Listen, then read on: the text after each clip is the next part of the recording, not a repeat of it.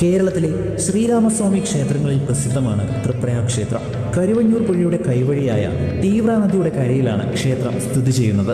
ഭഗവാൻ ശ്രീകൃഷ്ണൻ ദ്വാരകയിൽ പൂജിച്ചിരുന്ന ശ്രീരാമ വിഗ്രഹമാണ് തൃപ്രയാർ ക്ഷേത്രത്തിലെ പ്രധാന പ്രതിഷ്ഠ എന്നാണ് വിശ്വാസം. ശ്രീകൃഷ്ണന്റെ സ്വർഗാരോഹണത്തിന് ശേഷം ഈ വിഗ്രഹം കടലിൽ നിമജ്ജനം ചെയ്യപ്പെട്ടുവെന്നും കേരളത്തിലുള്ള ഒരു മുക്കുവന് മീൻപിടുത്തത്തിനിടെ അത് ലഭിച്ചു എന്നുമാണ് ഐതിഹ്യം. ഗരാസുരനെ നിഗ്രഹിച്ച ഭാവത്തിൽ നിൽക്കുന്ന ചതുർബാഹുവായ ഭഗവാനാണ് ഇവിടുത്തെ പ്രതിഷ്ഠ. തൃപ്രയാറപ്പനെന്നും തൃപ്രയാർ തേവർ എന്നും അറിയപ്പെടുന്ന 6 അടിയുള്ള പ്രധാന പ്രതിഷ്ഠയ്ക്ക് മറ്റു ശ്രീരാമ വിഗ്രഹങ്ങളിൽ നിന്ന് വ്യത്യാസങ്ങളുണ്ട്. തൃപ്രയാർ തേവരുടെ രൂപം ചതുർബാഹു മഹാവിഷ്ണുവിനെ അനുസ്മരിപ്പിക്കുന്നതാണ്.